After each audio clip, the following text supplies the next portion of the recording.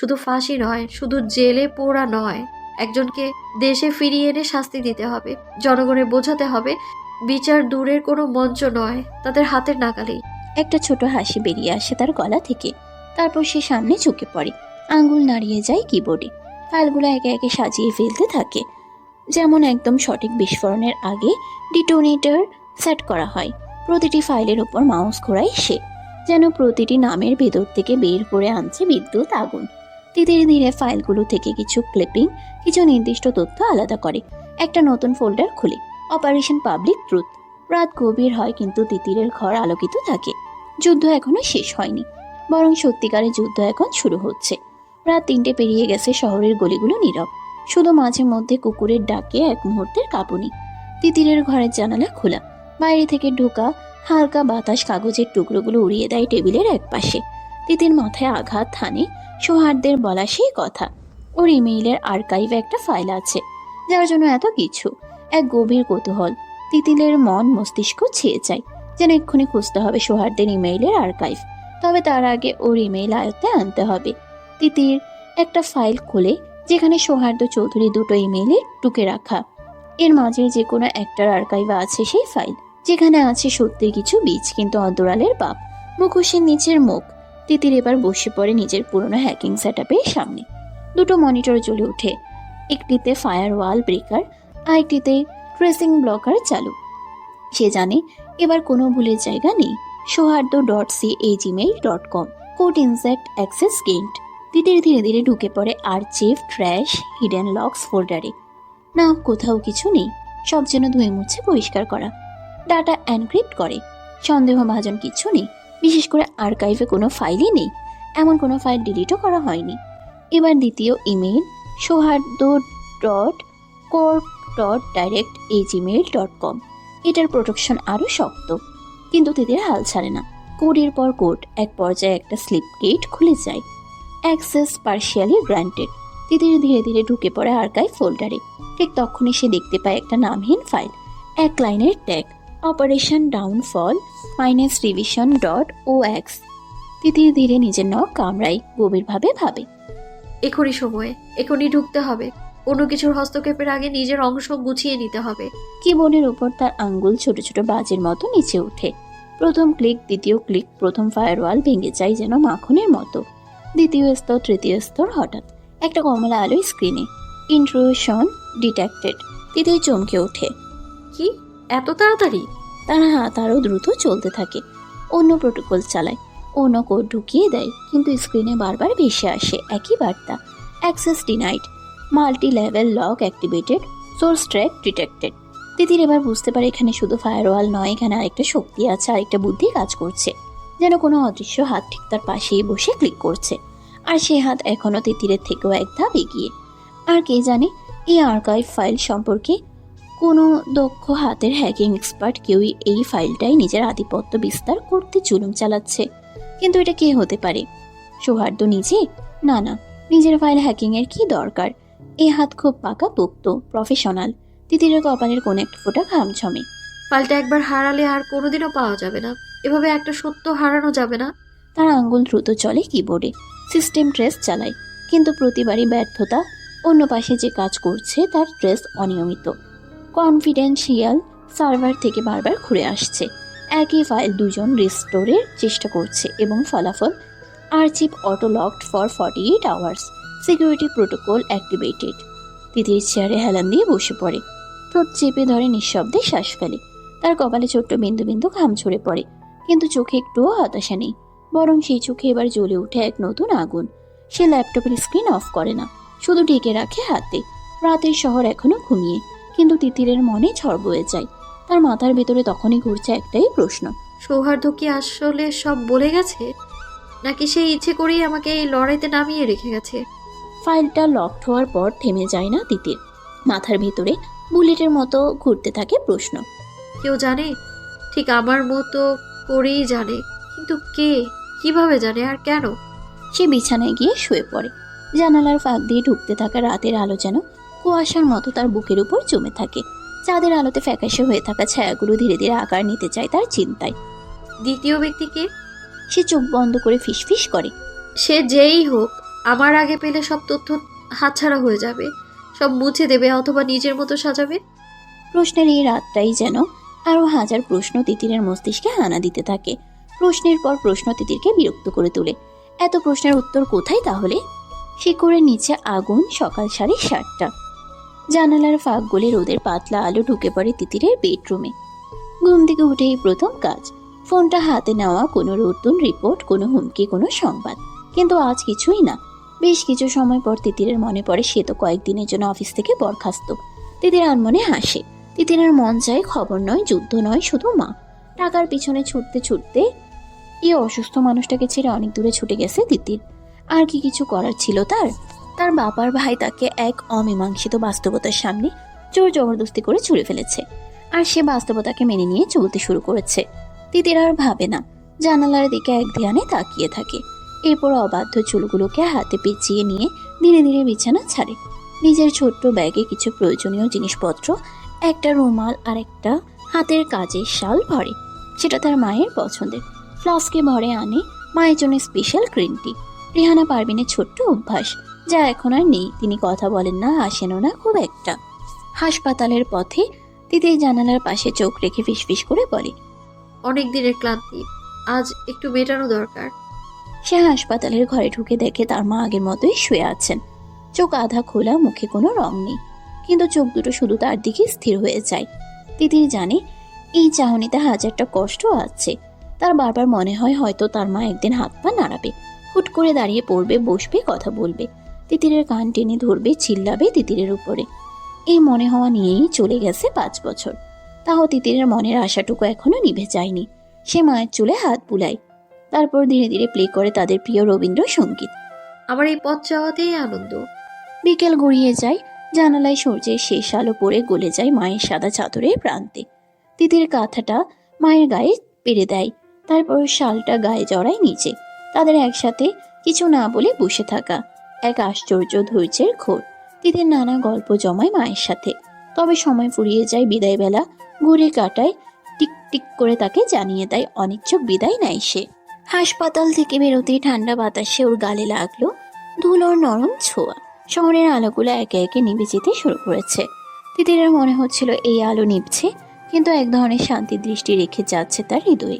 তিতির নিজের ঘরে ফিরে এসে দরজাটা খুলে আলো জ্বালাতে না জ্বালাতেই তিতিরের পায়ে মুখ ঠেকায় নিঃসঙ্গতা।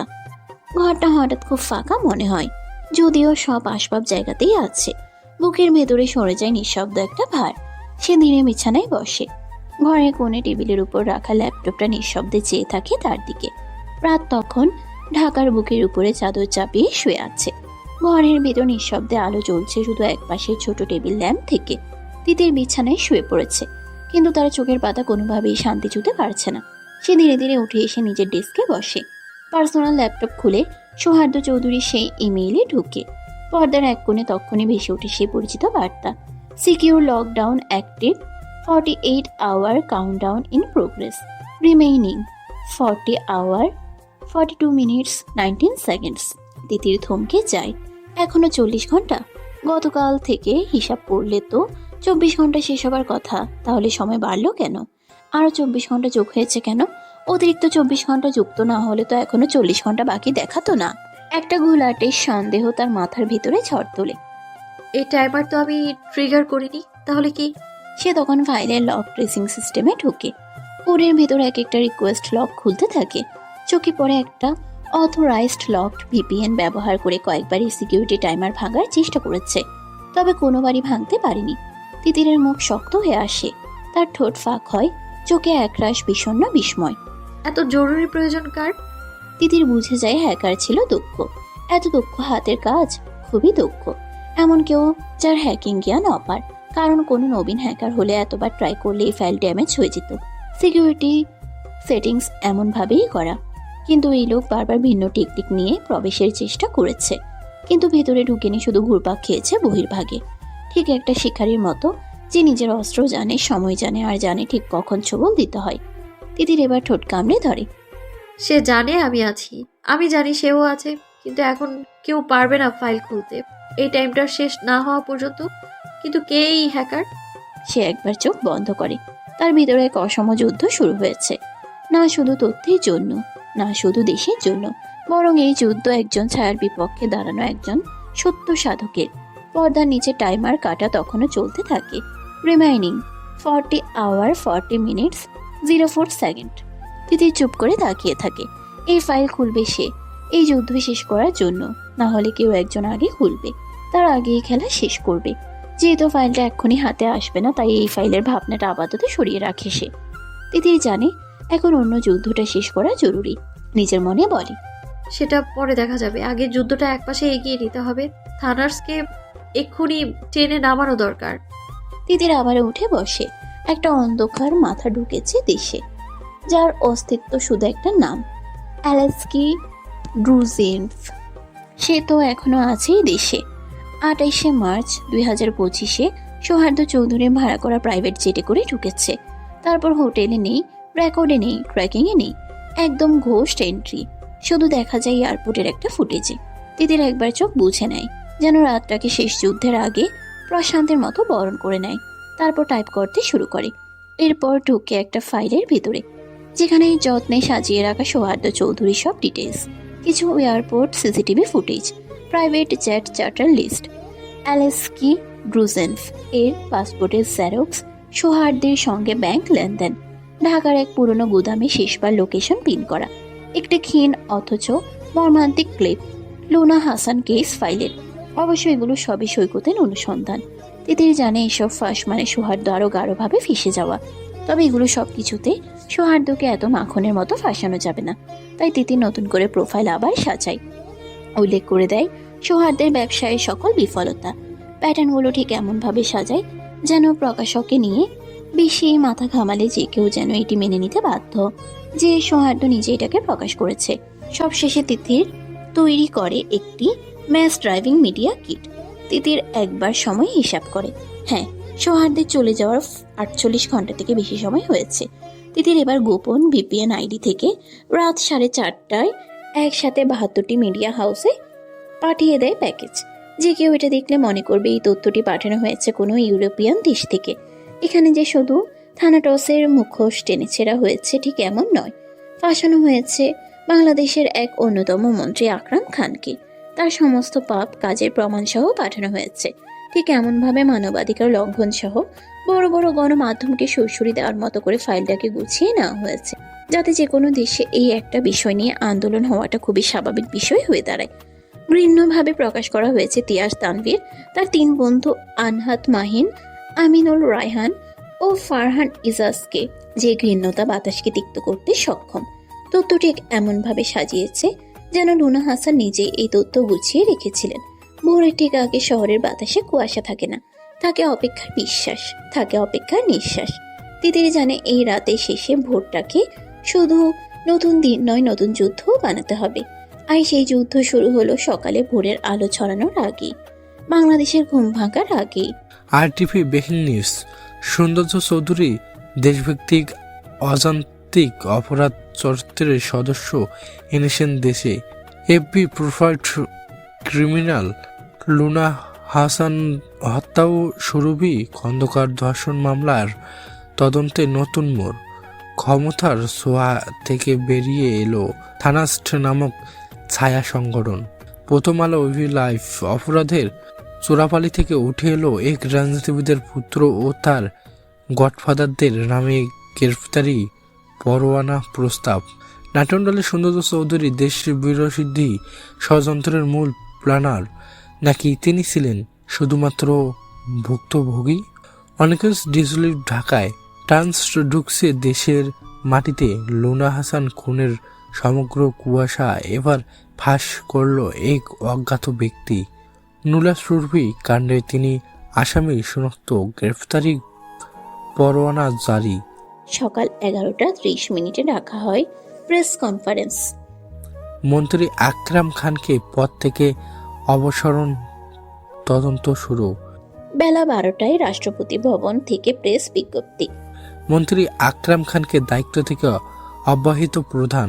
সাথে গুজব উড়াতে থাকে তার বিরুদ্ধে দুর্নীতি ও রাষ্ট্রবিরোধী ষড়যন্ত্রের অভিযোগে গোপন তথ্য চলছিল। দুপুর 2:34 হাইকোর্ট থেকে পরোয়ানা জারি। আনহাত, মাহিন, আমিনুল, রায়হান, ফারহান, ইজাজ। পরবর্তী 48 ঘন্টায় হাজির না দিলে আন্তর্জাতিক গ্রেফতারি ওয়ারেন্ট জারি হবে। তিতির জানে যুদ্ধটা এখন পাবলিকের হাতে গেছে। এখন রাজপথে আগুন চলবে, সরকার কাঁপবে। তিতির জানালার পাশে দাঁড়িয়ে দেখে সূর্যের আলো ধীরে ধীরে জানালায় ঢুকছে। তিতির তখন নিজের ঘরে বসে জানালার পাশে এক কাপ চা হাতে ফিসফিস করে। আগুন জ্বালানো শেষ, এবার দেখে নিতে হবে কারা ছাইয়া ঢাকতে আসে। বাতাসে আজ যেন শব্দ নেই, শুধু ভার। আকাশ সাদা কুয়াশায় মোড়া, কিন্তু বাতাসে বারুদের মতো গন্ধ। চারদিকে একটা অদ্ভুত রকমের উত্তেজনা, যেন কেউ কিছু বলছে না, কিন্তু সবাই জানে কিছু একটা বড় ঘটে গেছে। সারা দেশ উত্তাল। অ্যালেস্কি ড্রুজেনভ এক আন্তর্জাতিক অপরাধী, দেশদ্রোহিতার জন্য ইউরোপের তালিকাভুক্ত আসামি, এখন ঢাকায়। কেউ জানে না সে কোথায়, কিন্তু সবাই জানে সে আছে। খবর ছড়িয়ে পড়ার পর থেকে পুলিশ, র্যাব, সিআইভি, এনএসআই সব ইউনিট ঝাঁপিয়ে পড়েছে শহরের প্রতিটি কোণে। হোটেল, প্রাইভেট ভিলা, ভাড়া বাড়ি, পার্টি সেন্টার, এমনকি শিপিং পোর্টেও তল্লাশি চালানো হচ্ছে। বিমানবন্দর, নৌবন্দর, বর্ডার সবকিছুর উপরে জারি করা হয়েছে হাই অ্যালার্ট। নিউজ চ্যানেলগুলোতে যেন হিংস্র হয়ে উঠেছে। প্রতিটি চ্যানেল এখন প্রশ্ন ছুড়ে দিচ্ছে, এই অপরাধী ঢাকায় এলো কিভাবে? কে দায় নেবে নুলা সরুবি কাণ্ডের বিচার না হওয়ার জন্য? মন্ত্রী আকরাম খানের পতনের পর এবার কার পালা? সবার আঙ্গুল তখন সৌহার্দ্য চৌধুরীর দিকে। কিন্তু একটা প্রশ্ন ঘুরপাক খাচ্ছে সবখানে, এই তথ্য ফাঁস করলো কে? কেউ জানে না। কেউ বলছে এটা সৌহার্দ্য নিজেই ফাঁস করেছে, নিজের নির্দোষিতার প্রমাণ রাখতে। কেউ বলছে বিদেশি কোনো সংস্থা জড়িত। কেউ বলছে এই ফাঁস আসলে একটা রিভেঞ্জ অপারেশন, যেখানে সৌহার্দ্য ছিল শুধু একটা মুখোশ। তিতির জানে এসব অনুমান এখন তার জন্য ঢাল। এটা নিয়ে ব্যস্ত রাখতে হবে। সৌহার্দ্যের ইমেইলের আর্কাইভ খুলতে এখনো 20 ঘন্টা বাকি। একদিকে বেশ চলছে, অন্যদিকে সৌহার্দ্য চৌধুরী নিখোঁজ। তাকে খুঁজে পাওয়ার কোনো সন্ধান নেই। তবে এখন তার প্রভাব সর্বত্র। ফরেন্সিক ইন্টেলিজেন্স হেড অফিস দেয়াল ঘেরা শুনছেন একটা ভবন, যেন ইট সিমেন্ট নয়, তৈরি হয়েছে গোপনীয়তা, শৃঙ্খলা আর সন্দেহ দিয়ে। এই নীরব ভবনের অন্দরে আজ প্রথমবার পা রাখলেন মেজর জেনারেল বন্ধন ইশতিয়াক। কেউ তালি দেয় না, কেউ স্যালিউটও করে না, কারণ সবাই জানে এই মানুষটাকে অভ্যর্থনার প্রয়োজন নেই। তার আগমনের অর্থ ঝড় এসে গেছে। বন্ধন ইশতিয়াক সোজা চলে যান মিটিং রুম 3-এ। সেখানে আগে থেকেই তার জন্য সাজিয়ে রাখা হয়েছে পুরো Hercules file, pretend page, video footage, transcription, map, profile. তবে আজ তার বিশেষ কাজ হওয়ায় যে সংবাদগুলো প্রমাণসহ ঘুরছে তার সমাধান করা। তিতির, সৈকত, সৌহার্দ্য, মাহমুদ কাইসার, মুনতাসির, রিফাত, থানাটস, অ্যালেস্কি ড্রুজেনভ, প্রতিটি নাম, প্রতিটি চরিত্র, প্রতিটি ছায়া একটা বিশাল দাবার ছকের মতো ছড়ানো টেবিল জুড়ে। বন্ধন ইশতিয়াক ধীরে বসেন, চোখে একটা আশ্চর্য ঠান্ডা দৃষ্টি। তিনি হাত বাড়িয়ে প্রথমে তিতির মেহজাবিনের রিপোর্টটা হাতে নেন। তিনি পাতাগুলো উল্টাতে থাকেন, একটার পর একটা। প্রতিটা লাইনের ভিতরে খোঁজেন লুকানো ইঙ্গিত। বন্ধন হালকা গলায় বলেন, আইন দিয়ে যারা খুন করে তারা কখনো নিজের নাম লিখে যায় না, কিন্তু তার একটা ছায়া রেখে যায়। আমার কাজ এখন সেই ছায়া খুঁজে বের করা। সংবাদ যে হাওয়ায় ছড়াচ্ছে বারবার, সে ডিটেকটিভ ব্রাঞ্চের ভিতরে কোনো গোপন ইনভেস্টিগেটর, এমন কেউ যে সব জানে। তিতির তারপর CCTV footage, cyber logos, clippings, সংবাদপত্র, অফিসিয়াল ট্রান্সক্রিপশন, মেল এক্সচেঞ্জ সব একত্র করে একটা অদ্ভুত নিয়মে সাজিয়ে ফেলেন। তার ডিস্কে তখন একটা ম্যাপ খোলা, ঢাকা শহরের একটা মাইক্রো ডিটেইলড ওভারঅলে, যেখানে চিহ্নিত হয়েছে সৌহার্দ্যের সর্বশেষ উপস্থিতি, অ্যালেস্কি ড্রুজেনভের এন্ট্রি পয়েন্ট, প্রাইভেট জেটের অজানা রুট, লুনা হাসানের মৃত্যুর স্থান, সুরভি খন্দকারের কেস ফাইলের সংশ্লিষ্ট এলাকা। একটা শুকনো গোল প্যান দিয়ে চিহ্নিত করে দেন 5টা বিন্দু। তারপর শুধু বলেন, এই কেসের শুরু কোথায় সেটা বুঝতে গেলে শেষ থেকে হাঁটতে হয়। সব এখন সমাধান। তবে এসব মামলায় হারকিউলিসের উপস্থিতি এত কেন? ঠিক তখনই তার ডেস্কে আসে মাহমুদ কাইসারের একটা ইনফো ফাইল, সৌহার্দ্য চৌধুরীর মেইন হ্যাকিং লকডাউন রিপোর্ট, যেখানে একটা ইমেইলে উল্লেখ করা সৌহার্দ্য.c@gmail.com। বন্ধন ওই ইমেইলে ডাটা পাস চেক করে। তার চোখের কোনো এক ফোঁটা হাসি দেখা যায়। সে ফাইলটাকে স্লাইড করে পাশে মনিটরে দেন। এতরে শক্ত এনক্রিপশন কারা লড়ছে এই মেলটা নিয়ে? তিনি জানেন এই খেলাটা এখন আর শুধু দেশের না, এর ভেতরে আছে আন্তর্জাতিক ছায়া সংস্থা, অর্থনৈতিক চক্রান্ত, রাজনৈতিক বোর্ড আর এক একটা মুখোশ। বন্ধন ইশতিয়াক শুধু হাসে, যেন সবকিছুই খুব মজার এখানে। ফাইলটা রেখে চেয়ার ঘোরান। জানালার বাইরে ঢাকা শহর তখন গর্জন করে উঠছে। ব্যস্ত সড়কে মানুষের পদচারণা। পোস্টার, প্রতিবাদ, নিউজ কনফারেন্স। বন্ধন ইশতিয়াক চোখ বন্ধ করে মনে মনে বলেন, এই দেশটা অনেক কিছু ভুলে যায়, কিন্তু আমি ভুলতে দিই না। যে ছায়া অপরাধী থাকে, আমি তার দেয়াল ঘুরে দেখে আলো পড়ে কিনা। উত্তপ্ত দুপুর পেরিয়ে সময় বিকেল 5:26। আকাশে গোধূলির রং, সূর্য ঢলে পড়ছে শহরের মাথার উপরে, লাল কমলা মেঘে ফেলে রেখেছে বিল্ডিংগুলোর ছাদে ছাদে। তিতিরের ফ্ল্যাটের জানালায় তখন হালকা হাওয়া, একটা পাখা ঘুরছে ক্লান্ত বাতাসে। সৈকত মিনিট 15 তিতিরের বাসায় এসেছে। তিতির শাওয়ারে যাওয়ার কারণে সৈকত নিজেই গেছে কিচেনে কফি করতে। তিতির বসার ঘরে এসে বসা মাত্রই সে ঘরে ঢুকে আসে সৈকত, হাতে দুটো কফির মগ। এটা তোমারটা। বলে সৈকত কাপটা এগিয়ে দেয়। তিতির সোফায় বসে হাত বাড়ায়, পেছনে সিলভার ছায়ার মতো পর্দা দুলছে। সে কফিটা হাতে নেয়, হাসে না, ধন্যবাদও বলে না। দুজনেই চুপচাপ কিছুক্ষণ কফিতে চুমুক দেয়। রুমে একটা অদ্ভুত নীরবতা, যেন পুরনো অভিমানের কাছের টুকরো বিছানো আছে মেঝেতে, সামান্য হেঁটে গেলেই শব্দ হবে। সৈকত হঠাৎ বলে, খুব নিখুঁত ছিল। তথ্য, প্রমাণ, মিডিয়া ডিস্ট্রিবিউশন সব মিলিয়ে এক্সিকিউশন ছিল নিখুঁত। তিতির চুপ, চুমুক দেয় আবার। সৈকত এবার তাকিয়ে বলে, তুমি করেছিলে তাই না এই নিউজ ফ্ল্যাশ? তিতির এবার চোখ তুলে তাকায়, কিন্তু মুখে একটা নির্বিকার চেহারা। না, আমি না। সৈকতের কণ্ঠে হালকা অবিশ্বাস। তুমি না করলে কি করবে? আর এত গভীরে গিয়ে তদন্ত করবে, সদ্য থানাডস কানেকশন বের করবে। এসব তদন্ত কিছু অংশ তো আমার ছিল, বিশেষ করে থানাডসকে দেশে আনা। আর এই ঘটনাকে ঠিক এমনভাবে তুমি ছাড়া কে সাজাবে যে পুরো দেশের গায়ে আগুন ধরে যাবে? তিতির এবার ধীরে মাথা ঝাঁকায়, চোখে যেন এক অদ্ভুত রং। আমি জানি না সৈকত, হয়তো কেউ কোথাও থেকে সত্যটা জেনে গেছে। হতে পারে সৌহার্দ্য নিজেই ফ্ল্যাশ করেছে। সৈকত কফির কাপটা নামিয়ে রাখে। তুমি আমার বন্ধু, জানো। আর আমার মানুষ চেনার একটা অদ্ভুত শক্তি আছে, মিথ্যে শুনলে ঠিক বুঝতে পারি। আর তুমি তো সত্যের পূজারী তিতির ম্যাডাম। তিতির এবার হালকা হাসে। তুমি এখনো আমার বন্ধু বলছো সৈকত? আমার জন্য তোমার ক্যারিয়ার বিপদে। সৈকত মৃদু মাথা নাড়ে। যে তোমার পাশে দাঁড়িয়ে নিজের ক্যারিয়ার বিসর্জন দিতে পারে তাকে তো শত্রু বলা যায় না। তিতির এবার চুপ করে জানালার দিকে তাকায়। শহরের কোলাহল দূর থেকে ভেসে আসছে, তার চোখে তখন এক কুয়াশা ঢাকা দৃঢ়তা। তুমি চিন্তা করো না সৈকত, আমি ভালো আছি। কেস থেকে ছিটকে পড়েছি ঠিক আছে, কিন্তু যুদ্ধ থেমে যায়নি, শুধু ময়দান পাল্টেছি আমি। সৈকত হালকা হেসে বলে, তুমি একটা আগুন, একটু ছোঁয়া লাগলে সব জ্বলে যাবে। তিতির এবার খুব ধীরে বলে, আগুন তো আমি ছিলাম না সৈকত, আমি ছিলাম আগুন জ্বালানোর কাঠি। তবে কেউ না কেউ এসে তা দিয়ে আগুন ধরিয়ে দেয়। দুজনেই চুপ করে আবার কফিতে চুমুক দেয়। সন্ধ্যা নামছে ধীরে ধীরে। শহরের গায়ে নেমে এসেছে একটা চাপা বেগুনি আলো।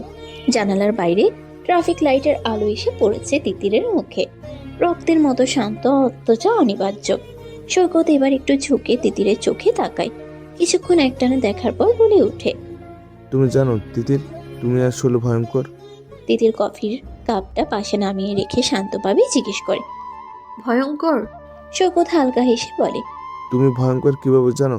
তুমি যা করো তা নিঃশব্দ করো, একেবারে কাউকে বোঝাও না, তবু সবাই তোমার কাজের আওয়াজে কেঁপে ওঠে। তুমি আগুন ধরো, অথচ নিজের আঙ্গুল পুরো না। তুমি কারো বিপক্ষে দাঁড়াও না, তবু সবাই তোমাকে বিপক্ষ ধরে ফেলে। তিতির হেসে ফেলে ঠোঁটের কোণে একরাশ ক্লান্তি। ভয়ঙ্কর শব্দটা সবসময় খারাপ নয় সৈকত। এই শহরে ভালো মানুষদের টিকে থাকতে হলে একটু ভয়ঙ্কর না হলে চলে না।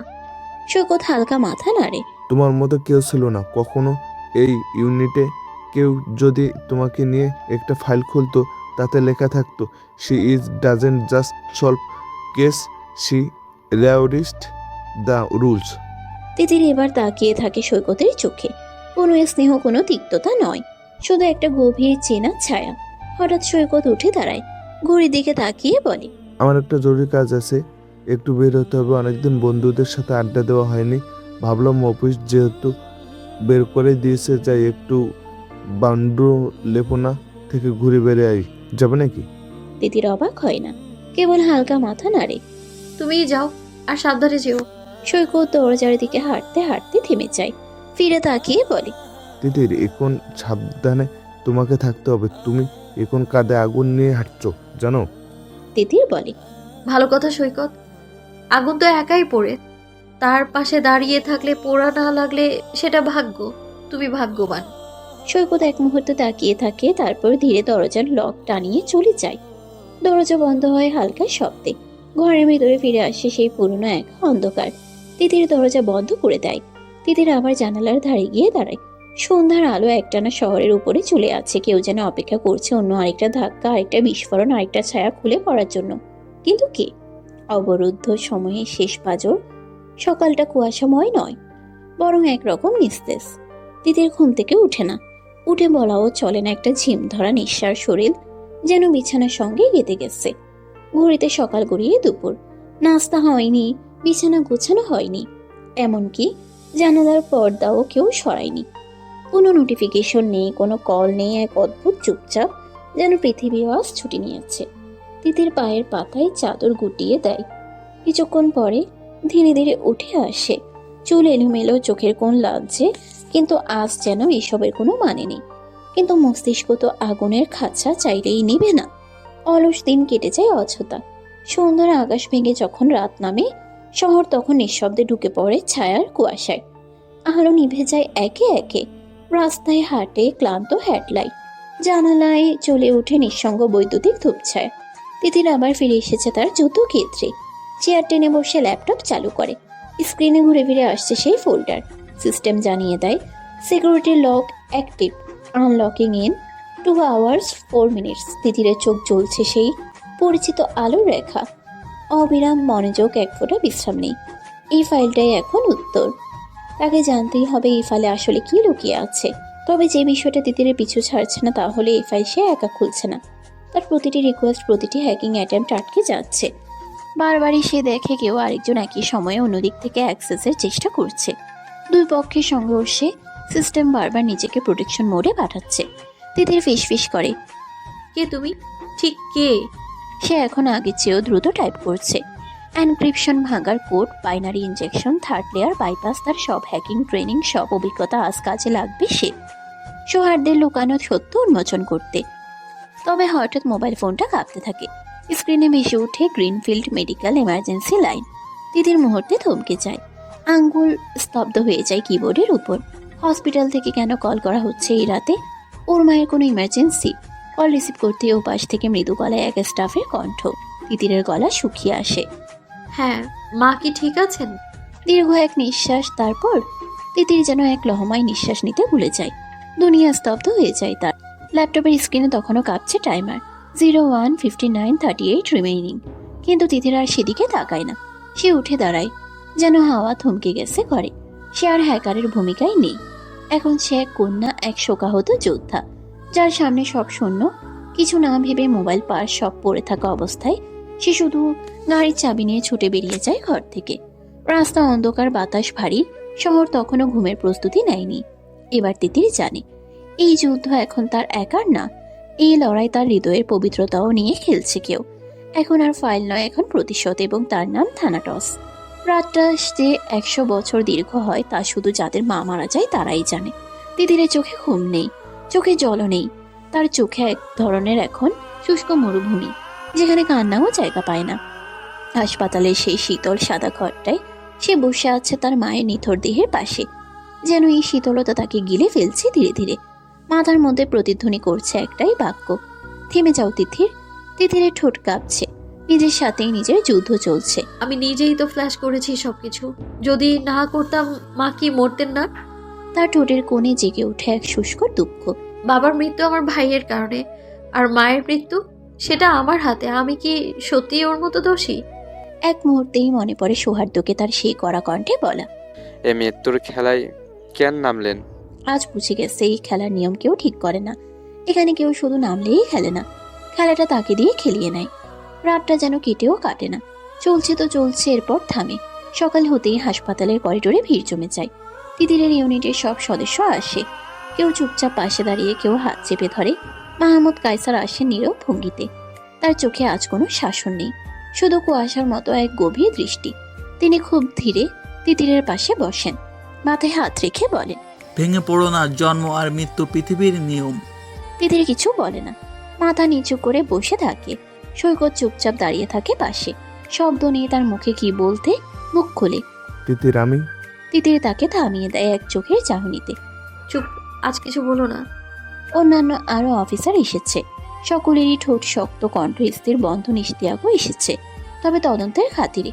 তিতির কিছু বলে না, কিন্তু বুকের ভিতর থেকে যেন একটা দীর্ঘ নিঃশ্বাস বেরিয়ে আসে, চলন্ত চুপচাপ বিষাক্ত। দুপুর নাগাদ ইউনিটে চরম উত্তেজনা ছড়িয়ে পড়ে। Director general Mahmud Kaisar special briefing ডাকেন। বুলেটিন রুমে তীক্ষ্ণ কণ্ঠে আদেশ দেন। অ্যালেক্স ডোজেন থান্ডস এর শীর্ষ সদস্য এখনও ঢাকায়। আজকের এই ঘটনার পর আমরা কেউ সুরক্ষিত নয়। তার অবস্থান জানতে সর্বোচ্চ রিসোর্স লাগবে হোক। যতক্ষণ না তাকে ধরা হচ্ছে, এই কেস থেকে কেউ সরে যাবে না। তিনি চোখ ঘোরান রিফাতের দিকে। সিকিউরিটি ফুটেজ রিভিউ করা হোক, স্যাটেলাইট লোকেশন স্ক্যান চালানো হোক, বর্ডার সিগন্যাল অ্যানালাইজ সব চাই। বন্ধন ইশতিয়াক শান্ত গলায় যোগ করেন। আমাকে এই কেসের পুরো তদন্তগুলো দিন স্যার। আমি নতুন করে শুরু করতে চাই। পুরোনো ফাইলগুলো থেকে আবার হিসেব মেলাতে হবে সবকিছু। আমার মনে হয় না এই মৃত্যুটা সাধারণ। নিউজে তাতে ডিটেলস ফ্লাশ হলো, আর তার একদিন পরেই খুন। মাহমুদ কায়সার শুধু মাথা নাড়েন, কিন্তু তিথির, সে এখনো মর্গের চেয়ারে বসে। পেছনে সবাই চলে গেছে, শুধু সৈকত এখনো ঠাই দাঁড়িয়ে। তিথির শুধু একবার জানালার দিকে তাকিয়ে বলে, এই মৃত্যু আমি থামাতে পারিনি। কেন পারিনি? আমি কি এতটাই অক্ষম? এত গোছানো পরিকল্পনা কিভাবে সব প্রকাশ্য হয়? এ কেমন ব্যর্থতা! এই যুদ্ধে আজ তার হাতে আর কানুন নেই, আছে একটাই অস্ত্র, প্রতিজ্ঞা। তিতির যেন নিজেকে আরো কঠোর করে নেয়। ইউনিটের ঘরটা তখনও থমথমে। তীব্র আলোয় জ্বলছে কনফারেন্স রুম, অথচ কাছের বাইরে যেন ধোঁয়া জমেছে সময়ে দেয়ালে। বন্ধন ইশতিয়াক একা দাঁড়িয়ে আছে অপারেশন বোর্ডের সামনে। তার চোখ স্থির, কিন্তু মন একদম অস্থির, বিশ্লেষণে ডুবে। সে ঠান্ডা গলায় বলে ওঠে, স্যার, একটা অনুরোধ করব। মাহমুদ কায়সার, যিনি তখন চার মতো চুপ করে বসেছিলেন, চোখ তুলেন। বলো বন্ধন। বন্ধনের কণ্ঠে ছিল দৃঢ়তা, তবু কোথাও যেন এক ছায়া নরমতা। আমার মনে হয় তিতিরকে ফিরিয়ে আনা প্রয়োজন। ওর মা খুব বড় ক্ষতি, কিন্তু স্যার এই কেসের গভীরতা, এই কেসের ছায়া এতটাই গভীর, তিতিরের মতো একজন অফিসার প্রয়োজন আমার। এক মুহূর্ত নিস্তব্ধতা, তারপর সে আবার বলে, ওকে সময় দিন, ওর শোক কাটাতে দিন। কিন্তু আমি অনুরোধ করছি, সেজন্য আমার অধীনে ফেরত আসে অপারেশনে। তিতির শুধু একটা ইনভেস্টিগেটর না, ও একটা চলন্ত ইনস্টিংক্ট। আমি ওর করা সব ফাইল দেখেছি, হ্যাকিং এর মাস্টার প্লেয়ারও। আমার মনে হয়েছে যে যে জিনিস কেউ দেখেও দেখতে পায় না, ও সেটা বাতাসের শোকে বের করে আনে। স্যার, থানাটসের প্রতি ক্ষতটা এখন তিতিরের সবার থেকে বেশি। থানাটসকে জ্বর থেকে উপরাতে তিতিরের সাহায্যের প্রয়োজন আমার, আর সৈকতকেও প্রয়োজন। মাহমুদ কায়সার কিছুক্ষণের জন্য চুপ করে থাকেন, তারপর ধীরে মাথা নাড়েন। ঠিক আছে, আমি ওকে সময় দিচ্ছি, আর সৈকতকেও একসাথেই ফেরাবো। কিন্তু ফিরে এলে এবার কেন যেন ভুল না হয়। বন্ধনের ঠোঁটে ক্ষীণ হাসি ফুটে ওঠে। এই ভুলের শেষ বিনিময় ছিল একটা মৃত্যু স্যার, এবার শুধু আগুন জ্বলবে। বন্ধন ইশতিয়াক এক অদ্ভুত হাসি হাসে, যেন সে বাতাসের থেকে আগানো। বেশ অনেক কিছু জেনে না জানার অভিনয়ে নেমেছে সেও। তিতিরের বাসায় যেন আজ একটা অচেনা মঞ্চ, যেখানে কান্না শব্দ নয়, কুয়াশা। মানুষ আসে, দোয়া পরে, মাথা নিচু করে চলে যায়। কেউ কিছু জিজ্ঞেস করে না, কারণ যেটুকু বাকি ছিল তিতিরের মুখে আলো হিসেবে সেটুকুও নিভে গেছে। ড্রয়িং রুমের এক কোণে ওর মায়ের ছবি, দেয়ালে ছায়া পড়ছে নিঃশব্দ কান্নার মতো। তিতির মাথা নিচু করে বসে থাকে বারান্দার এক কোনায়, পরনে সাদা সালোয়ার কামিজ, চোখে লাল ডোবা ঘুমহীন ছায়া। একবার কারো কিছু জিজ্ঞাসা করতেই চায় না, যেন এই বাড়িটা এখন জিজ্ঞাসার উপযুক্ত জায়গা নয়, বরং দুঃস্বপ্নের রিহার্সাল। আর এসবের মাঝেই সৈকত। সকাল থেকে রাত সৈকত ছায়ার মতো পাশে থেকেছে। জানাজা, দাফন, কবরস্থানের কাগজপত্র, আত্মীয়দের দেখভাল, সব কাজ সে নিজের কাঁধে তুলে নিয়েছে। দাফনের পর তিথির বসেছিল মাটির সামনে। সৈকত চুপ করেই পাশেই দাঁড়িয়েছিল, কিছু বলার ছিল না। শুধু একটা হাতে ধরা ছিল জলভর্তি বোতল, আর অন্য হাতে ছিল তিতিরের চুপচাপ ব্যথা।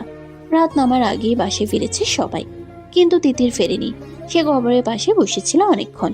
মুখে কোনো শব্দ ছিল না, শুধু এক ফোঁটা জল পাথরের গায়ে পড়ে নিঃশব্দে ভেঙে যাচ্ছিল বারবার। চলো তিতির। সৈকতের কণ্ঠটা অনেক ধীরে ভেসে আসে। তিতির তাকায় না, বলে না কিছু, শুধু মাথা একটু নিচু করে সৈকত ওর পাশে হাঁটু গেড়ে বসে। তোমার কোনো দোষ নেই এখানে তিতির, এভাবে ভেঙে পড়ো না। তিতির এবার তার দিকে তাকায়, চোখে শুধু একটাই কথা, তুমি জানো না, আমি জানি এটা আমার দোষ। সৈকত আর কিছু বলে না, সে জানে এখন কিছু বলাও ব্যর্থ। বাসায় ফিরে এসে তিতির দরজা বন্ধ করে দেয়। সৈকত চুপচাপ দাঁড়িয়ে থাকে দরজার সামনে, মনে হয় কিছু একটা রাখবে, অন্তত একটা বোঝা তার কাছেও থাকুক। তারপর ধীরে চলে যায়। ভেতরে তিথির চুপ করে মায়ের ব্যবহৃত জিনিসগুলোর দিকে তাকিয়ে থাকে। বালিশের পাশে চুলের ক্লিপ, জানালার পাশে রাখা ঔষধ। আমি কি আমার পরিবারের অভিশাপ? এই একটাই প্রশ্ন মাথার মধ্যে চক্কর খাচ্ছে। ফেরার মুখে ছায়া পেরিয়ে গেছে কয়েকদিন। তিতিরের জীবনের সবচেয়ে গভীর দুঃস্বপ্নের পর দিনগুলো গেছে নিঃশব্দে, যেমন কেউ ছায়ার গায়ে পানি ঢালে চিহ্ন থাকে না, কিন্তু ভেতরটা জলে ভিজে যায়। তিতির ধীরে ধীরে স্বাভাবিক হতে চায়, কিন্তু স্বাভাবিকতা এখন তার কাছে আসে না আগের মতো। তার কাছে এখন প্রতিটা সকাল মানে প্রশ্ন। আর কাকে হারাতে হবে? আর তো কিছু নেই হারানোর। আমার মায়ের মৃত্যুর জন্য দায়ী একমাত্র আমি তার খুনি। ওর চোখে এখন এক অদ্ভুত আলো, যেটা একসাথে জেদ আর শোকের মিশ্রণ। যেন একজন মানুষ সবকিছু হারিয়ে এখন নিজেকে আগুন ফেলে দিয়ে শেষ সত্যটা তুলে আনতে চায়। এই অবস্থায় সকালে তিতিরের ফোনে একটা ইমেইলের নোটিফিকেশন ভেসে ওঠে। Subject: field reassignment notice, immediate centre, directorate of forensic intelligence. সেই ইমেইলে তিতির ও সৈকত দুজনকেই পুনরায় অফিসে যোগদানের আদেশ দেওয়া হয়েছে। স্বাক্ষর মোহাম্মদ কায়সার স্বয়ং। সংক্ষিপ্ত অথচ নির্দেশনামূলক। সৈকতের ফোনেও একই ইমেল। সে একটা হালকা শ্বাস ফেলে। সে নিজের বাসার জানালার দিকে তাকায়। ফেরা যাক, খেলা তো এখন শেষ হয়নি। অন্যদিকে তিতির তখন চুপচাপ ইমেলটা পড়ে ফাইল ধরে রাখে। সে কোনো চমকায় না, উত্তেজিত হয় না, শুধু ঠোঁটের কোণে একটুখানি চাপা হাসি। তারা ডেকেছে, ভালো, এবার আমি প্রস্তুত। এবার প্রতিশোধের পালা। ওর হাত ধীরে ধীরে চলে যায় ড্রয়ারের দিকে। পুরনো আইডি কার্ড, ব্যাজ, গ্লাভস একটার পর একটা সাজার টেবিলের উপর। তিতিরের মস্তিষ্কে শুধু একটাই বাক্য চলতে থাকে, থেমে যাও তিতির। কিন্তু এবার তিতির থামবে না। এতদিন ধরে চলেছে তদন্ত, তল্লাশি, তবে অ্যালেস্কি গ্রুজেনফ যেন মাটিতে মিশে গেছেন। কোনো খোঁজ নেই তার। সকল প্রকার তল্লাশি চলছে, যত যা করা যায়। আকরাম খানের বিরুদ্ধে প্রমাণিত হয়ে গেছে প্রায় সকল অভিযোগ। পুলিশ হেফাজতে আছেন তিনি। পদচ্যুত করা হয়েছে তাকে মন্ত্রিসভা থেকে। নিখোঁজ এখনো আনহাত, মাহিদ সহ তার বন্ধুরা ঘাপটি মেরে আছে বিদেশে। মাঝরাত থেকে সকালের মাঝপথে দাঁড়িয়ে থাকা এই নারী এবার শুধু কন্যা নয়, একজন যোদ্ধা। তার মায়ের রক্তের প্রতিশোধ শুধু একজন খুনের বিরুদ্ধে নয়, একটা নোংরা সিস্টেমের বিরুদ্ধে। একটা ছোট্ট মনোলগ মনে মনে বলে এসে উঠে দাঁড়ায়। যারা ছায়া জগতের চোরাবালিতে হেঁটেছে, আমি সেই ছায়া ধরে ধরে একে একে আলোয় টেনে আনবো। আর যদি আমি হারিয়ে যাই, অন্তত কেউ জানবে আমি সত্যের জন্য গিয়েছিলাম। তিতির আজ প্রথম অফিসে ফিরছে, একেবারে নতুন বাস্তবতায়, পুরাতন শত্রুদের ছায়ায়, নতুন একজন অধিনায়কের অধীনে। ফ্লোরের দরজাটা খুলতেই চারপাশের চেনা করিডোরগুলো যেন একটু নীরব হয়ে যায়। সবার চোখ তিতিরের দিকে। শোকার সংকল্প মিলিয়ে ওর চোখ এখন একরকম অপার্থিব। মুখে কোনো রং নেই, অথচ চোখে আগুন। ও হেরে যায় নিজের ডেস্কের দিকে। ঠিক তখনই পাশের কনফারেন্স রুম থেকে একজন বেরিয়ে আসে। নেভি ব্লু জ্যাকেট, কাঁধে ইন্টেলিজেন্স ইনসিগনিয়া। তিতিরের চোখ হঠাৎ স্থির হয়ে যায়। এই ছেলেটি বন্ধন ইশতিয়াক, যাকে নিয়ে গল্প, কিংবদন্তি, যিনি নাকি মধ্যপ্রাচ্যের যুদ্ধক্ষেত্রে একাই 17 দিনের এক অনবদ্য অপারেশন চালিয়েছিলেন, যিনি ওপাল শ্যাট কেসে এক রাতে চীন থেকে 3 অপরাধীকে ট্র্যাক করে ধরেছিলেন, যে কিনা স্পেশাল অনুরোধে আমাদের এখানে লিড নিতে এসেছে। কিন্তু তার চেহারা, তার ভঙ্গি, তার উপস্থিতি এসব গল্পের সাথে যায় না একদম।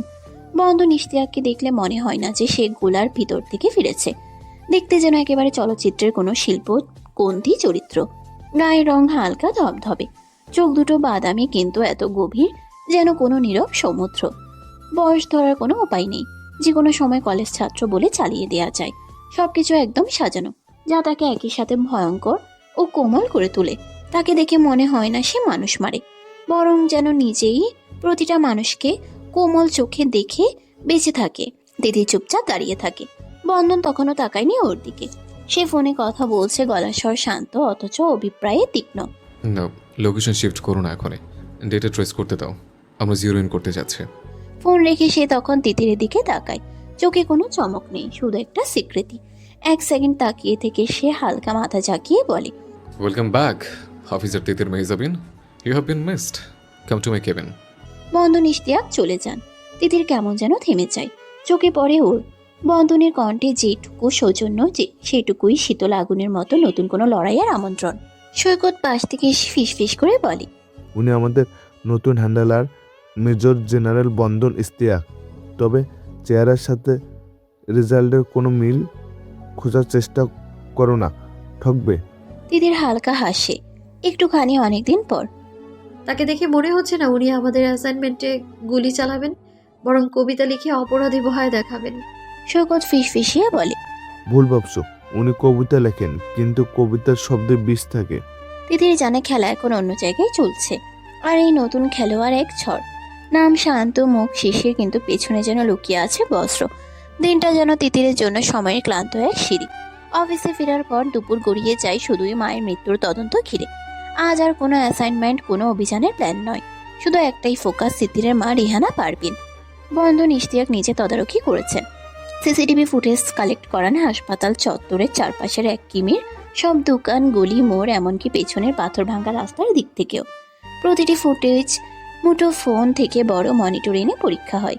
ক্লু খোঁজা হয় মানুষের হাঁটার ভঙ্গি, হুড়ের নিচে লুকানো মুখ, কোন মাইক কখন থেমেছে, কোথা থেকে অন্ধকারে ঢুকেছে কে। কিন্তু সবচেয়ে ভয়ঙ্কর রহস্য হলো কিছুই নেই। তিতির চুপ করে বসে থাকে মনিটরের দিকে তাকিয়ে, যেন চোখে ঢুকিয়ে ফেলবে প্রতিটা ফ্রেম। বারবার চেক করে, সময় ধরে ধরে দেখে, কিন্তু যেখান থেকে বিশ্বাসঘাতকতা এসেছিল সেখানে শুধু নীরবতা। শৌকত পাশে এসে দাঁড়িয়ে বলে, এটা নিখুঁত পরিকল্পনা, এত নিখুঁত যে একটা সিগারেট ছাইও ফেলেনি। তিতির বলে না কিছু, শুধু টোট কামড়ে ধরে। Forensic expert doctor Atiya Sultana ফাইলের এক কোণে লিখে দেন, no physical entry trace, no forced access, no visible suspect. তিতিরের কণ্ঠে চাপা শ্বাস। এরা জানে কোথায় ক্যামেরা আছে, কোথায় অন্ধকার থাকে। মৃত্যুকে কাগজে লেখা শব্দ বানাতে পারে এই মানুষগুলো। বন্ধন তখন বলেন, এটা কোনো সাধারণ হত্যাকাণ্ড নয়, এটা হুঁশিয়ারি, নিঃশব্দে দেওয়া বার্তা। বন্ধনের চোখে শীতল ধাতব দৃঢ়তা। তোমার মা শুধু একজন নিশানা ছিলেন না, তিনি তোমার একমাত্র দুর্বলতা। তারা তোমার ভেতরে ঢুকে আঘাত করেছে। তিতির মাথা নিচু করে। ভেতরে ভেতরে তার বুকে একটাই প্রশ্ন বারবার ঘুরছে, আমি কি আসলে আমার মাকে নিজেই খুন করলাম? আমার লড়াই কি আমার প্রিয়জনদের শেষ করে দিচ্ছে? দিনের শেষ আলো মিলিয়ে যায় জানালার ফ্রেমে। অফিস ঘর ঠান্ডা, আলো কম, কিন্তু আলো আধারের এই খেলায় স্পষ্ট বোঝা যায় আজ শুধু একজন মা মারা যায়নি, আজ আরো একটা ছায়া ঘন হয়ে এসেছে তিতিরের জীবনে। একটা অদৃশ্য মৃত্যু, একটা শব্দহীন ঘোষণা, আর একটা অসমাপ্ত প্রতিশোধ। থানাটস। সন্ধ্যা নামার ঠিক আগে অফিসে আসে নতুন নির্দেশনাপত্র। ফাইল রুমের এক কোনায় বন্ধন ইশতিয়াক গ্লাভস পরা হাতে থেমে যান। সামনে রাখা বোর্ডে 2টা নাম উঠে এসেছে স্পষ্টভাবে, তিতির মেহেজাবিন, সামিউল সৈকত। দুইজন দুই দিকের মানুষ, অথচ একই সময়ে পড়েছে আলাদা 2 মামলার ভারে। সৈকতের জন্য নতুন তদন্ত আসছে, একটি high profile corporate data leak মামলা। সাবেক এক প্রতিরক্ষা মন্ত্রণালয়ের উপদেষ্টা, যিনি একাধিক প্রতিরক্ষা চুক্তির আর্থিক তথ্য বাইরে পাচার করেছেন বলে সন্দেহ। মামলাটা অনেক বড়, অনেক শক্তিশালী, হাত জড়িয়ে আছে তাতে। সৈকতের চোখে ফিরে আসে সেই চিরচেনা ধাতব তীক্ষ্ণতা, কিন্তু তিতির থাকছে বন্ধনের অধীনে। এটা যেন হবারই ছিল। তিতির যখন শোনে তার নতুন বস হচ্ছেন বন্ধন ইশতিয়াক, তখন কিছুক্ষণ বোঝে না সে কি ভাববে। শুধু মাথায় চলে মায়ের মৃত্যুর শোধ নিতে হবে। সৈকত কাছে এসে ধীরে মজা করে বলে, দেখা হচ্ছে তুমি আমার বেস্ট ফ্রেন্ড, তাই একটু সতর্ক থেকো। এই নতুন বসের সঙ্গে ছেলেটা একটু বেশি কিউট, হিংসে হচ্ছে তোমার। তিতির হালকা হেসে ফেলে, মনে হয় অনেকদিন পর হেসেছে। অফিসের বাতাসে তখন সন্ধ্যার ঘন নীল। দুজনের পথ আলাদা হয়ে যাচ্ছে, কিন্তু থেমে নেই গাঢ় চোখের আগুন। ছায়ার কণ্ঠ, সময়গুলো যেন বেপরোয়া হয়ে উঠেছে। তিতির এখন আর এদের চায় না, তাও যেন এই সময় পড়ে থাকে বেহায়ার মতো। অফিসের কাজ সেরে তিতির ঘরে ফিরেছে অনেকক্ষণ, তবে সেই হিসেব তিতিরের নেই। রাত তখন 11টা পেরিয়ে গেছে। তিতির ঘরে ফিরেই দরজাটা বন্ধ করে দেয় হালকাভাবে। চারদিক নিঃশব্দ, কিন্তু ভিতরটা যেন উত্তাল। পেছনে ছুটে চলেছে কিছু না বলা কথা, সামনে অপেক্ষা করছে ফাঁকা একাকিত্ব। বিছানায় শুতে যাওয়ার আগে হঠাৎ চোখ পড়ে ডেস্কের কোণে রাখা পার্সোনাল ল্যাপটপে। চোখে যেন বিদ্যুৎ খেলে যায়। সৌহার্দের ইমেইলের আর্কাইভ ফাইলটা তো এখনো দেখা হয়নি। মনে পড়তেই ঠান্ডা হয়ে যায় রক্ত। এক ঝটকায় ছুটে যায় ল্যাপটপের দিকে, খোলা স্ক্রিনে আঙ্গুল রেখে বসে পড়ে। 11 দিন, এত দিন পেরিয়ে গেছে, এত কিছুর মধ্যে ভুলেই গিয়েছিলাম। কিন্তু সেই অন্য হ্যাকার, যে এখন একই সঙ্গে চেষ্টা করছিল, সে কি ফাইলটা নিয়ে গেছে? কি এমন ছিল সেই ফাইলে? যে তখন একই সঙ্গে চেষ্টা করছিল। তিতিরের শ্বাস আটকে আসে। ও জানে এটা ছিল ক্রিমসন ডাস্ট সংক্রান্ত সব থেকে গুরুত্বপূর্ণ অংশ। একটা মেল আর্কাইভ যেটা ডিলিট করা হয়েছিল, তবে সার্ভার ব্যাকআপে ছিল। কিন্তু এখন দ্রুত ল্যাপটপ অন করে ফোল্ডার খুলে স্ক্রিপ্ট চালায়, শুরু হয় সিকিউরিটি ভেরিফিকেশন। তিতির এক এক করে দেখে। Last access attempt 11 days ago, status time lock complete. File এখনো লকড, কিন্তু এখন আবার অ্যাক্সেস করা যাবে। তিতিরের ঠোঁটে একটুখানি নিঃশ্বাস ফোটে। মানে কেউ এখনো এটা অ্যাক্সেস করতে পারেনি? তাহলে নাকি যে চেষ্টা করেছিল সে যা করার 11 দিন আগেই করে ফেলেছে? তবে ঠিক তখনই একটা নোটিফিকেশন জ্বলে ওঠে স্ক্রিনে। তিতিরের চোখে এখন শুধুই তীক্ষ্ণতা। ও, তাহলে ফাইলটা খোলা হয়েছে 8 দিন আগে। আবার সে ঠোঁট শক্ত করে ফাইলের উপর মাউস রাখে। ফাইলটা মাখনের মতো খুলে যায়। তিতির চমকে ওঠে। এত কড়া সিকিউরিটি ছিল, সবকে এত অনায়াসে ভেঙে গুড়িয়ে দিল। যেহেতু গুড়িয়েছে, তাহলে কেন ওর জন্য রেখে গেছে ফাইলটা? কি দেখতে চেয়েছিল সে? তিতিরের আঙ্গুল তখনও কিবোর্ডে। স্ক্রিপ্ট শেষ পর্যায়ে পৌঁছে গেছে। সিকিউরিটি লেয়ারের ভিতর দিয়ে একের পর এক প্রাচীর ভেঙে অবশেষে ফাইল আনলক। পর্দায় ভেসে ওঠে একটা ভারী এনক্রিপ্টেড আর্কাইভ। নাম operation downfall, revision point OX. Titir নিঃশ্বাস বন্ধ করে এক ক্লিকে ফাইল খুলে। তারপর স্ক্রিনে ভেসে ওঠে একের পর এক রিপোর্ট, চুক্তিপত্র, bank transfer record, shipping log, কালো টাকার ট্র্যাকিং ডেটা, বাংলাদেশের বড় বড় ব্যবসায়ী এবং ক্ষমতাশালী রাজনীতিবিদদের চোরা চালান, অস্ত্র, মানব পাচার, এমনকি মেডিসিন চেইনে ভেজাল, মাফিয়ার তথ্য। এক একটি নাম, এক একটি পদবি। তিতিরের বুক ঠান্ডা হয়ে আসে। এগুলো সেই নাম যার রাস্তায় নামলে সবাই উঠে দাঁড়ায়, যাদের চেহারা সংবাদপত্রে হাসি মুখে থাকে, যারা বাজেট প্রণয়ন করে, আইন বানায়। এখানে তিতিরের নিজের ইউনিটের পরিচিত নামেরও যেন কমতি নেই। তিতির চোখ বড় করে দেখে। প্রতিটি তথ্য নিখুঁত, প্রত্যক্ষ প্রমাণ সহ সাজানো। নথির নিচে লেখা জাফর ইকবাল। তিতিরের ঠোঁট থেকে অস্ফুটে বেরিয়ে আসে। এই ফাইল, এটা তো তাহলে জাফর ইকবাল এই ফাইল দিয়ে ব্ল্যাকমেইল করতেন দেশের শীর্ষ ব্যবসায়ীদের। এই তথ্য দিয়ে তিনি নিজেই সুরক্ষিত করতেন, আর সুযোগ মতো নিজেই স্বার্থ আদায় করতেন তিনি। আর এখন তাহলে এই ফাইল ছিল সৌহার্দ্যকে টার্গেট করার আসল কারণ। সৌহার্দ্য তো এই ফাইলটাকে নিজের স্বার্থে ব্যবহার করতেই পারতো, যে কোনো বড় ব্যবসায়ীকে ব্ল্যাকমেইল করে নিজের কোম্পানির সব ঋণ পরিশোধ করতে পারতো। সে তো করেনি। তিতির হাসে। তার মানে তিতির কোনো ভুল করেনি। তিতিরের মাথায় মুহূর্তেই বিদ্যুৎ খেলে যায়। জাফর ইকবালকে খুন করার রাতে সৌহার্দ্য চৌধুরী এই ফাইলটাই নিয়ে আসে তার কাছ থেকে। চোখে যেন জ্বলে ওঠে আগুন। আরেকজন কে? কে? যে ওর সাথে হ্যাক করার চেষ্টা করেছিল, যে 8 দিন আগে ফাইলটা ওপেন করেছিল। কেন করেছিল? সে কি ফাইলটা নষ্ট করতে চেয়েছিল, নাকি অন্য কাউকে দিতে চেয়েছিল, নাকি কিছু ঢাকতে? তিথির ফাইলটাকে খুব ভালো করে পর্যবেক্ষণ করে। না, কোথাও তো কোনো রকম কারচুপি নেই। তাহলে ফাইলটা যে হ্যাক করতে চাইছিল সে কেন করছিল? রাত তখন নিঃশব্দ। তিথির একাকী বসে। ল্যাপটপের আলো তার মুখে পড়ছে। চোখে গাঢ় ছায়া। টেবিলের এক পাশে ঠান্ডা হয়ে যাওয়া কফি, অন্য পাশে তার মায়ের হাসি মুখের ছবিটা। মা এখন নিঃশব্দ, অনন্ত ঘুমে। শুধু তিতির জেগে আছে। হাড়ে হাড়ে অনুভব করছে সত্য যত গভীর হয় তার খেসারত তত রক্তে লেখা হয়। তিতির ফাইলটা আবার খুলে।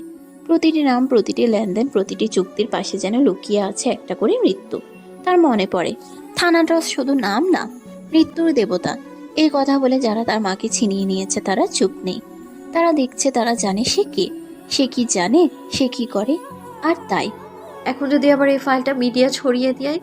তিতিরের মনে খেলে যায় আগের মতো করে যদি মিডিয়ায় ফ্ল্যাশ করে দেয়, সারা দেশ তো অন্ধকারে আলো দেখবে। কিন্তু এবার তাহলে আর কে মরবে? এছাড়াও এই তোলপাড় আবার তলানিতে পড়ে যাবে থানাটস। এই দেশটা শুধু উৎসবে ভাসে।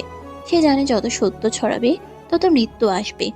এখন প্রতিটা পা ফেলতে হবে কাচের উপর দিয়ে, নইলে ছিন্ন ভিন্ন হয়ে যাবে সবকিছু। তিতির চোখ বন্ধ করে নিঃশ্বাস নেয়। তার বুকের ভিতরে যুদ্ধ চলছে। একদিকে তার সেই আগুন যা আবার দাও দাও করে জ্বলে উঠতে চাইছে, অন্যদিকে তার শোক, রক্ত চোখে তাকিয়ে থাকা মা। আমি কি সত্যি শত্রুর মতো হয়ে যাচ্ছি? সে নিজেকে প্রশ্ন করে, নিজেই উত্তর দেয়, না, এবার তাকে ভিন্ন পথ বেছে নিতে হবে। এই ফাইল কেবল মিডিয়ার খাবার না, এই ফাইল যুদ্ধের স্টিয়ারিং। তিতির ধীরে ল্যাপটপ বন্ধ করে। তার চোখের কোণে একটা হালকা দৃঢ়তা জমে ওঠে। এই ফাইল আমি এখনই ছাড়ছি না। এটা ছাড়বো তখন যখন থানার্সকে হাঁটুতে দাঁড় করাতে পারবো। যতদিন পর্যন্ত আমার মায়ের খুনিদের দোজক না দেখাতে পারি, ততদিন পর্যন্ত নতুন কোনো উৎসবে আমি মাতবো না। রাতটা যেন দংশন করে। তিতিরের চোখে ঘুম নেই, মনেও না। মার মুখটা বারবার ভেসে ওঠে। তারপর মিলিয়ে যায় সেই লাইনটার নিচে। থানাটা শুধু নাম না, মৃত্যুর দেবতা। থেমে যাও তিতির, এই যেন চিঠি নয়, মৃত্যুদণ্ডের ঘোষণা। শরীরে কাঁপুনি নেই, কিন্তু তিতির জানে সে এখন ভয় পায় না, শুধু হিসেব করে। আমার মাকে কেন আঘাত করা হলো? থানার নিজের রাগ মেটালো। নিঃশব্দে বিস্ফোরণ, ভোরের আকাশ ফ্যাকাশে হয়ে এলো। এটা তিতিরের কত নম্বর নির্ঘুম রাত তা তিতির জানে না। তার চোখে ক্লান্তির রেখা, কিন্তু ভেতরটা ধাতব। ভোর পেরিয়ে সকালও ছুঁয়ে যায়। তৈরি হয়ে তিতির বেরিয়ে পড়ে। সকাল 9:10 পৌঁছায় নিজের ফরেন্সিক ইন্টেলিজেন্স অফিসে। অফিসের করিডোর যেন একটু বেশিই নীরব। তিতির পা ফেলে যেন শ্বাস নিচ্ছে অচেনা কেমিক্যাল বাতাস। প্রথমবার সে দেখে মেজর জেনারেল বন্ধন ইশতিয়াক একেবারে অন্য রূপে। কোনো খসড়া না, কোনো হাসি না। সে টেবিলে বসে একটার পর একটা রিপোর্টে দৃষ্টি বুলাচ্ছে। তিতির ঘরে ঢুকতে এসে মাথা তুলে, চোখে আশ্চর্য শুকনোতা, মুখে শান্ত স্বর। রেডি? তিতির বসে, চোখে বিন্দুমাত্র ক্লান্তি চেপে। রেডি। সামনে ছড়িয়ে পড়ে আবারও রেহানা পারভিনের case file, CCTV footage report, হাসপাতালের এন্ট্রি লগ, নিরাপত্তা প্রোটোকল, মৃতদেহের ফরেন্সিক রিপোর্ট এবং সে নিঃশব্দ চিরকুট। বন্ধন গম্ভীর গলায় বলে ওঠে, ওরা হিতাকাঙ্ক্ষী না, ওরা শিল্পী। প্রতিটা ছায়া এমন নিখুঁতভাবে রেখেছে যেন শ্বাস নেওয়া থেকে প্রমাণ উঠে না আসে। এটা স্রেফ খুন না, এটা ছিল শিক্ষা, একটা সতর্কবার্তা। একটু থেমে আবার হেসে বলে। কি এমন ওদের পাকা ধারে মই দিয়েছে তুমি? তিতির চুপ, কণ্ঠ শুকিয়ে আসে, তবু বলে, সত্যের সাথ দিয়েছি। স্যার আপনি বলুন, আমরা কিভাবে ধরবো এই ওদের? ওরা তো প্রতিচ্ছায়ার মতো, মুখ নেই, দাগ নেই, হেঁটে চলে কিন্তু ছায়া ফেলে না। বন্ধনের চোখ এবার একেবারে স্থির। ওদের ছায়া কোথাও না কোথাও পড়ে, শুধু আমাদের চোখ সোজা রাখলেই হবে না, চোখের নিচে দেখতে হবে। বিশ্বাস করো, খুনি যতই চালাক হোক, কোনো না কোনো ক্লু ও ফেলবে। তিতির চুপ থাকে। সারা দেশে উত্তাল। অ্যালেক্সি ড্রুজেনফ এই নামটা যেন এখন গরম সিসা। পুলিশ, সেনাবাহিনী, সিআইডি, ইন্টারপোল সবাই তাকে খুঁজছে। যেখানে যেখানে ঘাপটি মেরে থাকার আশঙ্কা করা যায় সেসব জায়গায় তাকে খোঁজা হয়েছে। এমনকি তার সর্বশেষ লোকেশন পর্যন্ত তন্ন তন্ন করে খোঁজা হয়েছে। সৌহার্দ্য যেদিন তাকে দেশে এনেছিল এয়ারপোর্ট থেকে, যে সিসিটিভি ফুটেজে অ্যালেক্সি ড্রুজেনভের যে মুখটা পাওয়া যায়, সেখান থেকেই তার ছবিটা প্রকাশ্যে আনা হয়েছে। টিভি চ্যানেল থেকে শুরু করে পোস্টারে পোস্টারে তারই ছবি। তাকেই খোঁজা হচ্ছে, তবে ব্যক্তি যেন মাটির সঙ্গে মিশে গেছে। ঢাকার বিভিন্ন হোটেল, প্রাইভেট চেম্বার, অভিজাত ভিলা সব ঘেটে দেখা হচ্ছে, কিন্তু অ্যালেক্সি ড্রুজেনভ একটুও ধরা পড়ছে না। এদিকে মন্ত্রী আকরাম খানের বিরুদ্ধে তদন্ত জোরালো হচ্ছে। তার ব্যাংক অ্যাকাউন্ট, বিদেশ ভ্রমণের নথি, পরিবার ও পার্টনারদের আর্থিক লেনদেন সব একে একে খোলা হচ্ছে। এমনকি মন্ত্রীর ব্যক্তিগত নিরাপত্তা রক্ষীদেরও জিজ্ঞাসাবাদে নেওয়া হয়েছে। মন্ত্রীর কুকর্মের প্রমাণ বেরিয়ে এসেছে অহরহ। নিজেদের জাত বাঁচাতে আকরাম খানকে আরো ফাঁসিয়ে দিচ্ছে তারই সঙ্গী সাথীরা। এই সময় তিথি জানে সামনে আরেকটা ভুল মানেই আরো একটি মৃত্যু। দুপুর গড়িয়ে বিকেল। অফিসের ঘন কাছের জানালায় আলোর খেলা আর ছায়ার গলাগলি চলছে। ঘরের ভেতরে কুমোট এক নীরবতা। তিতির আর বন্ধন দুজনেই বসে আছে। তিতির মায়ের মৃত্যুর তদন্ত সংক্রান্ত নথি নিয়ে। দুজন একে অপরকে বারবার তাকিয়ে দেখছে, কিছু একটা যেন মেলাতে পারছে না। হাসপাতালের সিসিটিভি, এলাকার ফুটেজ, এমার্জেন্সি কল সবকিছু নিখুঁত। এতটাই নিখুঁত যে এটাও আর স্বাভাবিক মনে হয় না। হঠাৎ বন্ধনের ফোনে ভাইব্রেট। তিতিরের চোখ যায় স্ক্রিনে, সেখানে শুধু প্রাইভেট নাম্বার। তিথি শুধু বাঁকা চোখে তাকায়। ফোনে কোনো শব্দ নেই, শুধু একটা message. Flat D16/B, 6th floor, block D, green eco residency. বন্ধ তীক্ষ্ণ চোখে স্ক্রিনের দিকে তাকায়। এক মুহূর্তের ভিতরে তার স্বর ঠান্ডা হয়ে আসে। আমার অনুমান ঠিক তাহলে এটাই খুঁজছে। সে তৎক্ষণাৎ তার অফিসিয়াল সিস্টেমে ঢুকে যায়। গভর্নমেন্ট অ্যাসেট ম্যাপ 4.7 সিস্টেমে লোকেশনে প্রবেশ করায়। ডাটাবেস স্ন্যাপ দেয়। এক মুহূর্ত পর স্ক্রিনে ফুটে ওঠে বিশাল তথ্যচিত্র। Flat D16/B, 6th floor, block D, green eco residency. অধিকারভুক্ত তিয়াস তানভিন, চাকরির পদ শিক্ষকতা। বন্ধনের গলা আরও গম্ভীর হয়ে ওঠে। তিতি শুধু এক ধ্যানে দেখতে থাকে ল্যাপটপ স্ক্রিন। তার গায়ে কাটা দিয়ে ওঠে। আবারও তিয়াস তানভিন, ওর ভাইয়ের নামে অ্যাপার্টমেন্ট, ও নিজেই জানে না। তিতির থমকে যায়। এই মুহূর্তে নিজের উপর ভরসা নেই। চতুর ছায়ার মতো দাগগুলো এমনভাবে তাকে ঘিরে ধরেছে যেন এক পা ভুল মানেই খড়ক নেমে আসবে। তিতির চুপ করে থাকে, ঠোঁট কামড়ে ধরে। সে যেন না চাইতেও অপরাধী। তবে প্রাইভেট নম্বর থেকে বন্ধনকে এই তথ্য কে দিল? তিতির প্রশ্ন করতে চায়, তাও আটকে যায়। সব যেন ছেড়ে দেয় বন্ধনের উপর। রেড অ্যালার্ট জারি করে দেয় বন্ধন। রেডিও তরঙ্গের সব ইউনিটকে একটানা বার্তা ছড়িয়ে পড়ে। তিতির পদে দাঁড়িয়ে, তিতির পাশে দাঁড়িয়ে হাত শক্ত করে ধরে আছে তার ফোন। সে জানে এবারের রেকর্ড হয়তো ওদের সবচেয়ে কাছের ছায়াটাকেই ধরা দিতে বাধ্য করবে। ঘড়িতে কাটা বিকেলে দাঁড়িয়ে আর একটা রাত আসার আগে আলোর মুখ দেখতে পারে সেই অন্ধকার, যে অন্ধকার খেয়েছিল তিথিরের মাকে। আসলেও কি? বিকেল গড়িয়ে সন্ধ্যা বেরিয়ে যাচ্ছে। শহরের এক প্রান্তে গ্রিন ইকো রেসিডেন্সির সামনে থেমে আছে কালো রঙের দুটো সাব।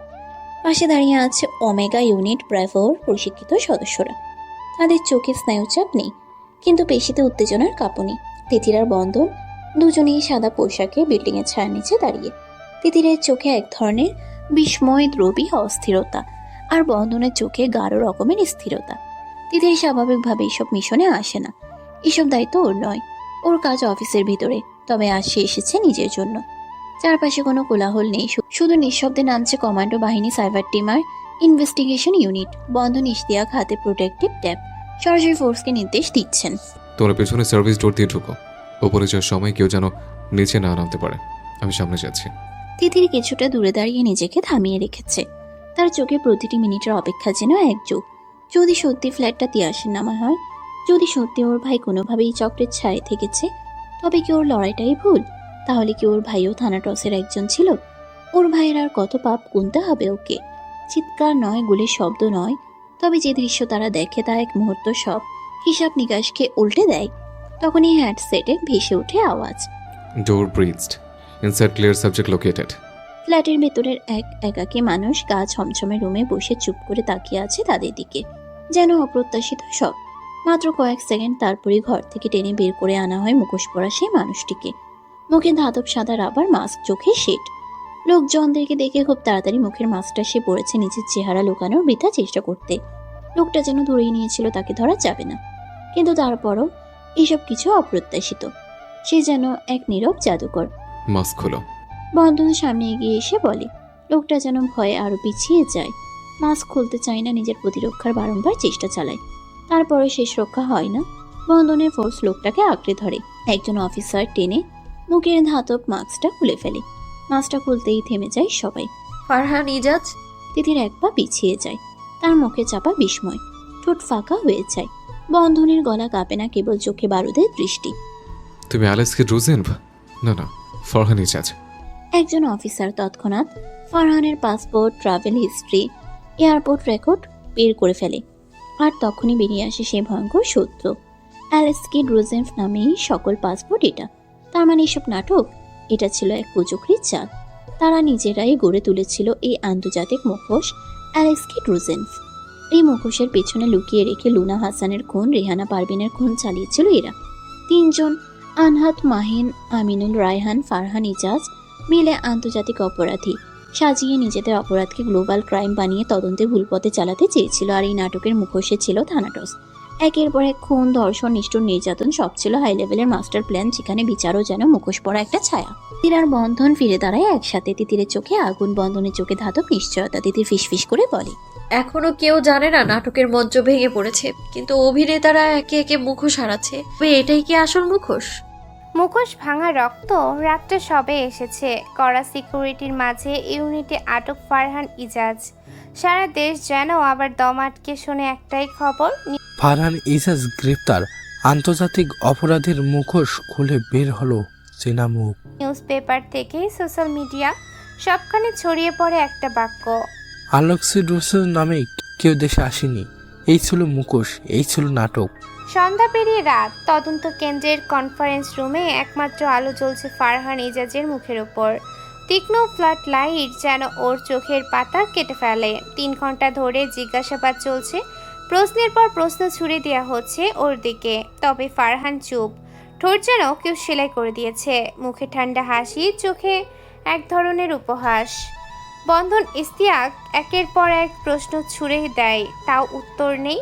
ফারহান ইজাজ শুধু বারংবার একটাই কথা বলে যাচ্ছে, আমাকে শুধু বলেন, আমাকে ধরলেন কিভাবে? কে খোঁজ দিয়েছে আমার?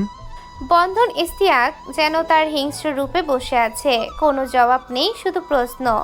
2 ঘন্টার রিমান্ডের জোরদার আপ্যায়নের পর মুখ খুলতে রাজি হয় ফারহান। বন্ধন একটা নরম মুখোশ, তার রিমান্ডের পারফরমেন্স প্রকাশ্য। কে বলবে এত শান্ত হাস্যোজ্জ্বল মুখের আড়ালে রয়েছে এক হিংস্র অফিসার? বন্ধনের রক্ত চোখ দেখে ধীরে ফারহান বলে, আমরা কেউই নিরি না, আমরা সবাই নাটকের চরিত্র। মাহমুদ কাইসার, সৈকত, তিতির সহ আরও কয়েকজন অফিসার কক্ষের গ্লাসের বাইরে দাঁড়ানো, সব শুনছে আর দেখছে। বন্ধন ইস্তিয়াক সহ আরেকজন অফিসার জিজ্ঞাসাবাদ চালাচ্ছে। অফিসার জিজ্ঞেস করেন, অনেক হেয়ালি হয়েছে ফারহান, এবার শুরু থেকে শুরু করো। মুখোশ পরে খুন, এত নিষ্ঠুরতা কেন? ফারহান মাথা নাড়ে, চোখে নির্লিপ্ততা। থানাটসের মুখোশ আমাদের প্রতিরক্ষা ছিল, মিডিয়াকে ফাঁকি দেওয়া, প্রশাসনকে বিভ্রান্ত করার, আর হারকিউলিসকে ধ্বংস করে দেওয়ার। বন্ধনে গলা শক্ত হয়ে আসে। আমাদের বলতে কারা? ফারহান একটু চুপ থেকে বলে, আমি আনহাদ মাহিন, আমিনুল রায়হান, আর সহকারী ছিলেন আকরাম খান। বন্ধন হাসে, নিজের ঠোঁটের আউড়ে নেয় আকরাম খানের নামটা। এরপর ঠান্ডা গলায় বলে, লোনা হাসানের খুনের বিস্তারিত বলো। এবার ফারহানের কণ্ঠে চিৎকার নেই, বরং ঠান্ডা যুক্তির ধার। লুনা হাসানকে খুন করার প্ল্যান করেছিলাম অনেক আগেই। লোনা ছিল আমাদের বিরুদ্ধে বড় একটা হুমকি। সে আমাদের সুরভির অপরাধের চাক্ষুষ প্রমাণ ছিল। তার মুখ বন্ধ রাখার জন্য সব করেছিলাম। আমাদের থেকে মোটা অঙ্কের টাকাও বসিয়েছিল। তাও তিয়াস মরার পরও তিয়াসকে ছাড়ল না মা।